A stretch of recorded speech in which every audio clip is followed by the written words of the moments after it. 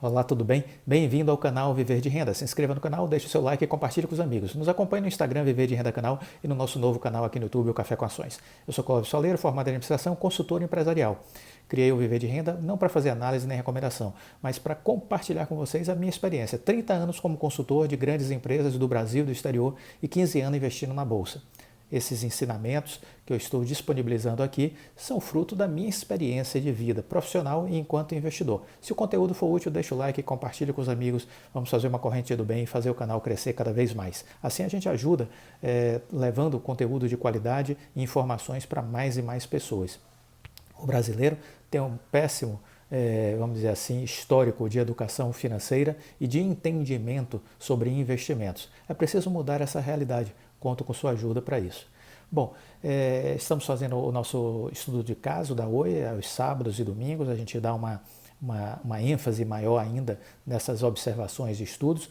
No primeiro vídeo de hoje, nós já falamos um pouco sobre notícias relacionadas à TIM, porque se a gente está escolhendo uma empresa para investir, a gente precisa analisar não apenas a empresa, mas o cenário, o universo que ela está inserida, quem são seus concorrentes, o que é que o mercado está fazendo. Então é preciso acompanhar também os outros players. Nunca se escolhe uma empresa e não se considera o que possa estar acontecendo no seu entorno. Então estamos falando de TIM no vídeo anterior exatamente por isso, porque é uma empresa que, vamos dizer assim, compete com a Oi e que está também participando do processo de aquisição da Oi Celular. Então, por isso, a luz direcionada para a TIM. E nesse vídeo a gente começa ainda falando um pouquinho sobre a TIM, porque o vice-presidente da empresa, da área regulatória, o Mário Girassoli, ele deu um depoimento essa semana dizendo que considera, durante a apresentação dos resultados do trimestre da TIM, ele dizendo que considera baixíssimo o risco da Anatel ou do CAD vetarem a venda da Oi Móvel. Né? Na quinta-feira, dia 6, ele ressaltou que a situação é atípica, uma vez que não é exatamente, estamos falando exatamente de compra, mas da venda de um ativo de uma empresa que está em reestruturação. Antes de ser uma compra, é uma operação de venda resultante de um processo de recuperação judicial. Então está sendo dada solução para um problema. A empresa ia falir e estamos encontrando uma equação para que a empresa não tenha que fechar as portas, porque o prejuízo ao mercado, aos credores, ao país será muito maior se a empresa fechar. Então está se criando uma equação para uma solução de um grande problema. É isso, simples de entender e simples de internalizar esse conceito. Segundo ele, diante desse fato, acha pouquíssimo provável que os reguladores desautorizem o negócio. Pressão há, empresas, associações de operadoras de menor porte, como Algar, Telcomp, Anel, levaram considerações ao CAD nas últimas semanas. Mas Girassoli acha que esses pedidos não devem prosperar. Eu também acredito. Não há a menor chance desses pedidos prosperarem. Não é nada que não fosse esperado. Eles tentam colocar argumentos e, obviamente, vamos colocar os nossos também. Mas, sinceramente, não vejo alternativa em consideração do contexto que se constrói. Por isso ele mantém a previsão que TIM, Claro e Vivo vão arrematar os ativos de que o negócio vai ser selado ainda este ano. Não é pura e simplesmente a compra de uma empresa, são 3 categorias de ativos: espectro, clientes e contratos de acesso a torres de terceiros. Esse conjunto está sendo adquirido. Né? Então, fiquemos muito tranquilos sobre essa questão negocial. Estamos caminhando para a solução e essa solução está cada vez mais próxima, certo? Bom, o governo deu também uma informação essa semana de que o leilão do 5G poderá estar acontecendo em julho, ok? Essa é uma declaração oficial do governo federal, vinda do seu ministro das Comunicações, o Fábio Faria. Havia sido fixada uma data de 30 de junho, essa data meio que já caiu por terra. Né? Então, a nova posição do ministro, Fábio Faria, é dizer nesse sentido, de que ele espera que o leilão do 5G possa ocorrer no mês de julho, ok? Desse ano. Segundo ele, o Tribunal de Contas da União já está avaliando o edital do leilão, que já foi aprovado no final de fevereiro pela Anatel, Ele disse que espera que o ministro Raimundo Carreiro, que é o relator do edital no TCU, do edital do 5G, né, no TCU, nas próximas semanas consiga levar o edital para o plenário do TCU.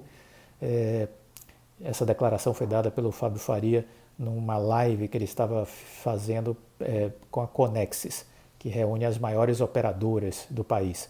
Segundo ele, uma vez aprovado pelo TCU, o edital deve voltar para receber o aval final da Anatel. Essa fase deve durar em torno de 40 dias, né? Então ele está com essa expectativa que esse assunto seja transitado, vamos dizer assim, agora esse mês de maio, e aí volta para a Anatel, e aí teríamos aí mais 40 dias para as considerações finais da Anatel com relação a esse processo do edital. Ele frisou que o leilão não vai priorizar a arrecadação, mas sim a realização de investimentos pelas teles para ampliar a conectividade, que esse é o foco do leilão. Entre as obrigações impostas está a implantação do 4G em cerca de 2.000 localidades acima de 600 habitantes, em quase 50 mil quilômetros de rodovias federais, né? Um leilão arrecadatório é muito melhor para o setor, para as empresas que estão investindo em telecomunicações e para que possamos levar infraestrutura ao país. Conversamos com vários embaixadores, eles nos falaram que quase todos os países que estão fazendo leilão de 5G estão prevendo uma rede privativa para separar a estrutura pública do privado, né? O que mais podia destacar na fala do ministro? Ele afirmou que cerca de 40 milhões de pessoas não têm acesso à internet atualmente no Brasil, mais do que a população de países como Portugal e Israel. Quanto mais conseguirmos elevar a infraestrutura e aumentar a conectividade, mais atrairemos investimentos estrangeiros e o ambiente de negócios. Aqui eu faço um comentário que eu sempre me sinto na obrigação de fazê-lo. Essa existência de mais de 40 milhões, né, de brasileiros sem conectividade, isso é um absurdo e isso já poderia ter sido resolvido desde muito tempo. Desde muito tempo. Foi criado um Fundo de Universalização de Serviços de Telecomunicações, o FUST, no primeiro governo Fernando Henrique Cardoso, quando houve a privatização do sistema de telefonia no Brasil. Desde então, nas nossas contas telefônicas, pessoas físicas e jurídicas, praticamente, quando pagamos, 1% é destinado ao FUST. A quantia está, vamos dizer assim, atualizada ao longo desses anos, já passa dos 30 bilhões de reais. A quantia atualizada já passa dos 30 bilhões de reais. Esse dinheiro era para justamente levar a telefonia, levar a conectividade para as cidades que tinham menos interesses, para os locais que tinham menos interesse do ponto de vista econômico para as operadoras, para assim garantir, especialmente para a zona rural, comunidades mais afastadas, essa possibilidade da tecnologia lá chegar. Então, os recursos para isso existem. Não precisa de leilão de 5G. Entendeu? Não precisa de leilão de 5G. Os recursos para levar infraestrutura de telecomunicações e de internet banda larga para as áreas menos favorecidas, para as áreas rurais, para as comunidades mais distantes, existe. Está depositado num cofre no governo federal. 30 bilhões de reais estão lá, à disposição para serem utilizados. Falta vontade política. É preciso resolver esse problema. Cabe ao Congresso Nacional sair da inércia, que parece que está em Marte, não sabe que esse dinheiro existe, entendeu? Cabe ao Congresso Nacional, à Câmara, ao Senado Federal, se posicionarem e criar as condições para que esse dinheiro seja utilizado para o seu fim específico, porque esse fundo foi criado com uma finalidade específica. Então, é preciso sair dessa letargia, sair desse marasmo, parar com essa cara de paisagem que os nossos congressistas fazem, entendeu? Parecendo que isso não existe. Existe, está lá e precisa ser usado. Já passou da hora de ser usado, né? Já passou da hora. Se temos 40 milhões de pessoas sem conectividade e sem acesso à tecnologia, isso se deve ao não uso desse dinheiro. Então, acorda, Brasil, né? O dinheiro existe. Bom, por fim, nesse vídeo de hoje, eu quero lembrar que um relatório da UBS né? A UBS é um banco, eles fizeram um relatório fazendo uma análise aí sobre a situação da Oi com relação à venda da Infraco, né? E o banco tem recomendado a compra das ações da Oi. Eles visualizam múltiplos altos com a possível valorização da Infraco no pós-venda e alertam que ainda existem riscos que para eles precisam ainda ser considerados. A negociação com o BTG foi uma conquista, segundo o UBS, notável, mas que tem um longo caminho ainda para vencer as barreiras, a aprovação da venda da Oi Celular, a migração para um novo modelo, fim da recuperação judicial, o que eles consideram ainda como eles chamam, de riscos, eu acredito que são coisas que não devemos dar tanta importância assim. É minha opinião, enquanto consultor, enquanto pessoa que entende um pouco, 30 anos pelo menos, prestando serviço nesse meio empresarial, né? Nós tivemos riscos muito maiores da Oi no ano passado. E esses riscos foram diminuindo com o passar do tempo e com a execução do planejamento estratégico traçado pela empresa sob a liderança do CEO Rodrigo Abreu. Então, hoje, olhar o que falta para a Oi sair da recuperação e ainda evidenciar esses riscos, eu acho que não faz mais sentido. Eu acho que o que estamos enxergando pela frente são etapas e não mais riscos, são etapas.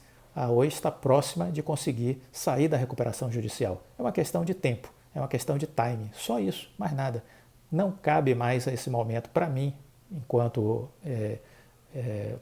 vamos dizer assim, profissional desse meio empresarial, uma pessoa que viu esse universo por dentro, entende como funciona essa dinâmica corporativa, eu não consigo mais ver a situação da Oi com riscos em relação à sua saída da recuperação judicial. É apenas uma questão de tempo, nada mais do que isso, né? Mas a UBS ainda insiste de que existem riscos que precisam ser considerados e os riscos são esses: a aprovação do CAD, da Oi Móvel, da venda, a migração para esse novo modelo com a associação aí com o BTG, da Infraco, e o fim da recuperação judicial. Eles consideram essas etapas ainda por serem vencidas. Aí, questionando um pouco essa questão do preço da ação, né, a UBS, né, entende de que, de alguma forma, são essas dúvidas que faz com que o preço esteja baixo. Não, eu não diria dessa forma. Eu acho que o preço está baixo porque existe movimento especulativo forte. Por isso que o preço está baixo. Há manipulação com relação ao preço de grupos que conseguem fazer o preço ficar declinando, porque, honestamente, esse preço já deveria estar na casa dos R$4, tranquilamente, se estivéssemos num cenário racional, mas não estamos nesse cenário racional, porque o preço da ação é baixo e, por ser baixo, ele sofre essas influências dos especuladores que estão segurando, represando e às vezes ganhando com centavos nas operações. Vende, aí derruba a cotação, cai 5 centavos, aí ele entra comprando, aí depois vende quando subiu 5, 6 centavos, aí compra de novo quando cai 5, 6, 7 centavos e por aí vai. Fica trabalhando na compra e na venda do papel. É isso que está acontecendo. Isso rompe quando a empresa estiver saindo da recuperação judicial e grandes players começarem a aportar visando o longo prazo. Aí os especuladores começam a sair, entendeu? E eles estão mais ativos na especulação porque sabem que está próximo a data de encerramento dessa recuperação judicial. Então, quanto mais eles percebem isso, mais eles tentam criar oscilação para fazer os seus últimos ganhos nessa farra com os papéis da Oi. O UBS ele destaca que a venda da Oi Móvel precisa ser feita, né, que esse é um ponto de atenção. A operação depende do crivo da Anatel, do CAD. Além disso, eles falam dessa questão de outras instituições que questionaram esse processo. Merece também atenção toda essa parte relacionada à venda da Infraco, a própria questão também relacionada aí ao processo de migração da concessão para a autorização, porque isso vai permitir que a Oi faça tenha um melhor encaminhamento, né, do ponto de vista de despesas, de custos que é obrigada a ter hoje. Então, resolver essa questão pode gerar mais eficiência para a empresa. Então, a leitura que eles fazem é de que tudo isso acaba ainda criando um cenário de ruídos para a empresa e o próprio fim da recuperação judicial que é aguardado. Então, a empresa vai poder tomar decisões sem precisar eles dizem assim, por fim, a recuperação judicial, eles entendem que a data ainda não está clara, uma vez que a Oi já sinalizou a possibilidade de prorrogação do prazo determinado, que era para outubro próximo. E é importante lembrar isso, que a Justiça já fixou o fim da recuperação judicial para outubro, né? E a Oi depende exatamente da baixa dos ativos, de fazer a equação de baixa dos ativos, sobretudo da Oi Celular, né? Então, isso acaba ainda gerando uma dúvida. Vai ser em outubro? Vai ser mais para frente, novembro, dezembro? Terá que pular um pouco para 2022? Eu não sei. Vamos aguardar. Mas eu acredito que a Justiça tentará acelerar esse processo. Acho que a Justiça não será tão flexível com relação a uma extensão dessa recuperação judicial por mais tempo, até porque o Ministério Público já se posicionou que já passou tempo demais com relação a esse problema e que precisa ser definitivamente resolvido. Vamos aguardar. Esse foi o vídeo de hoje. Se gostou, deixa o like, compartilhe com os amigos, aproveite o sábado, fique com Deus e até mais. Tchau.